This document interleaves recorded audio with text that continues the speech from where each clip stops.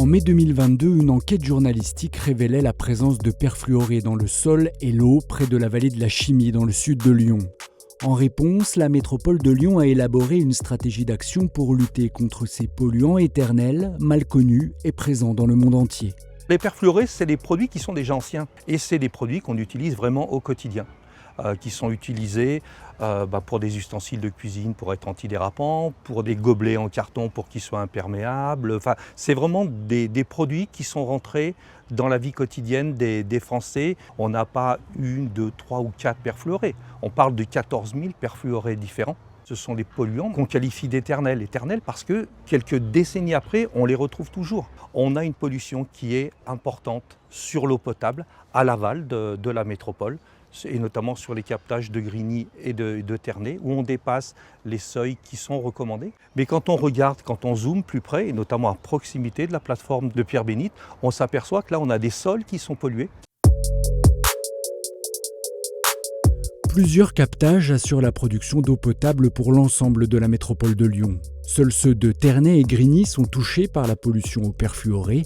Au total, 98% de la population métropolitaine reçoit donc une eau potable de grande qualité, mais 3 communes et 30 000 habitants sont concernés par la contamination.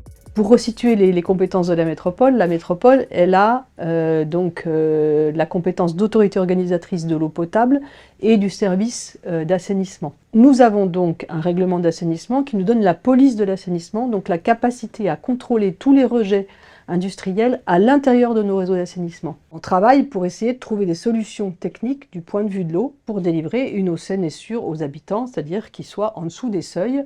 Une réponse à la plus court terme possible, c'est changer les systèmes de filtration avec des... c'est un peu technique, mais c'est des charbons actifs renouvelables en permanence.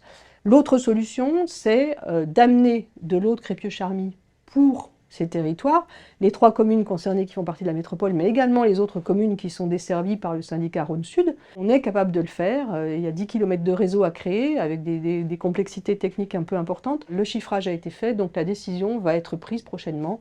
On a également mis en place un programme eau sans toxique qui est accompagné par l'Agence de l'eau, qui est pour le coup très opportun puisqu'il s'agit d'accompagner toutes les entreprises qui rejettent leurs effluents potentiellement toxiques dans nos réseaux, à supprimer ces rejets pour pouvoir très rapidement améliorer la qualité de l'eau dans nos réseaux. Et vous voyez bien que ce n'est pas des solutions, des réponses immédiates qu'on peut apporter à la problématique de pollution. La seule vraie réponse qu'on peut apporter, c'est de couper les pollutions à la source en fait. Les effets des perfluorés sur la santé continuent aujourd'hui de faire l'objet d'études pour permettre un meilleur encadrement réglementaire et pour protéger les populations et l'environnement. Les perfluorés sont suspectés d'avoir une incidence dans certains cas de cancer, sur le diabète et l'obésité, et de perturber le système endocrinien et le système immunitaire.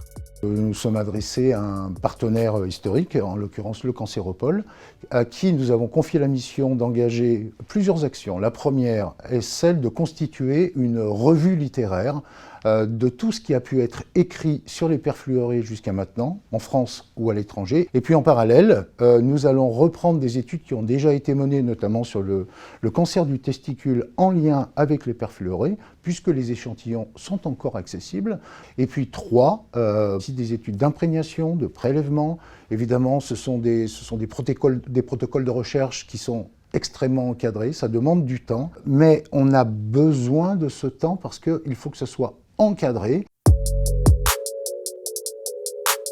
Face au manque de données scientifiques sur les perfluorés, la métropole de Lyon a décidé d'initier une grande étude sanitaire pour étudier la présence de ces polluants sur son territoire et leur mode de contamination.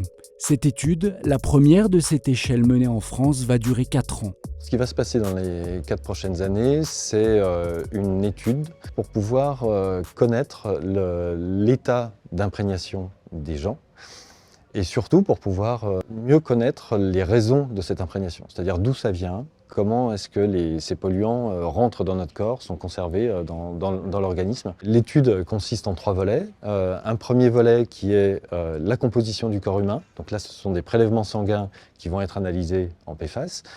Il y a l'identification et la connaissance du contexte environnemental des participants à l'étude.